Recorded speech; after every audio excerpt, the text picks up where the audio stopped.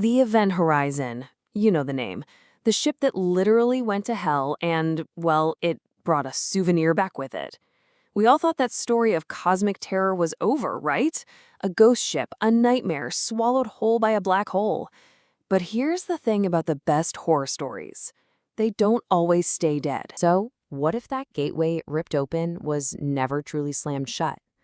What if, after all these years, something from that dimension, from that nightmare vessel, decided to reach out and call home? Let's dive into that really chilling thought. All right, so Section 1, a signal from the past. Because way out there, deep in the void, a ghost is starting to talk. Can you just imagine the sheer shock at UEG command? An impossible signal.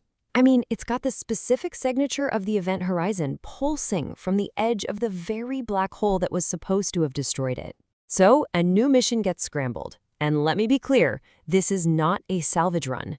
This is a containment mission.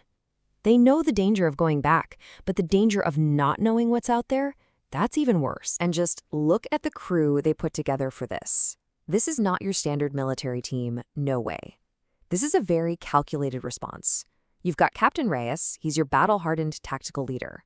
But then you've got Dr. Elena Vasquez, a psychic researcher. I mean, that's the government officially admitting that this threat is not just physical. Backing them up, you have a super pragmatic engineer, a brilliant astrophysicist who's just dying of curiosity, and a security officer who's seen a lot and is skeptical of everything. It's a team literally designed to fight an enemy of both the mind and the material world. So that brings us to Section 2, the haunted wreckage. They're here. And now they have to step inside the nightmare. The second they step on board, it's the silence that just hits you. It's not just quiet, you know? It's a heavy, oppressive, watchful kind of quiet. Their suit lights are just cutting through the darkness, dancing across frozen debris and strange shadows. They are the first living things to be here in years, but they can feel it. They are absolutely not alone. And then the ship starts to play with them.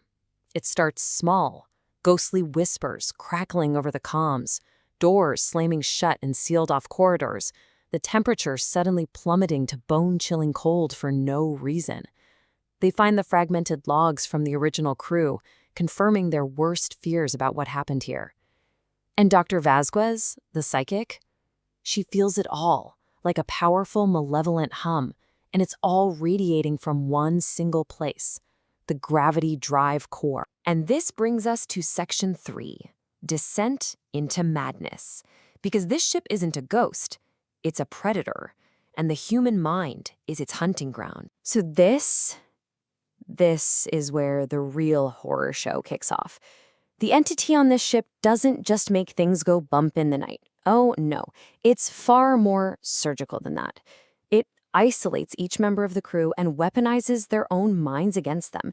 It reaches in, finds their deepest, darkest fears and regrets, and it gives them form. It goes after their leader first, Captain Reyes. To break his command, to shatter his will, the ship resurrects the ghosts of his fallen comrades. And they don't just appear, they accuse him. They force him to relive every bad call, every single loss, until his confidence just crumbles. Next, it targets the curious mind of Dr. Reinhardt. It takes his scientific fascination with the universe and twists it into pure, unfiltered cosmic horror. He's shown these visions of black holes not as natural phenomena, but as ravenous predators, just swallowing entire civilizations. It shows him the power he's so curious about, but at a cost that is absolutely mind-breaking. And Engineer Patel, the one who trusts nothing but machines and cold, hard logic, the ship makes her doubt reality itself. It shows her nightmares of catastrophic system failures, hull breaches, engine explosions, and it plants this insidious seed in her mind that it's all her fault.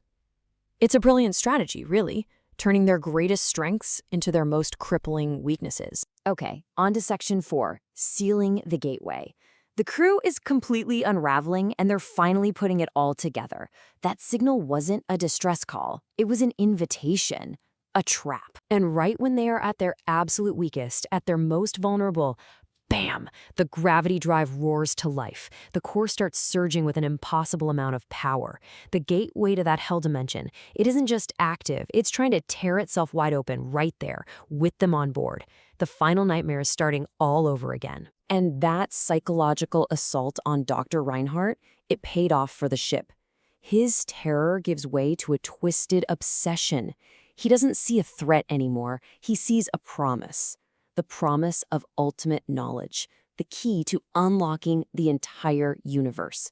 And just like that, the scientist becomes a zealot. He betrays his own team to help the gateway open. So the end is just total chaos. It's a battle on every single front.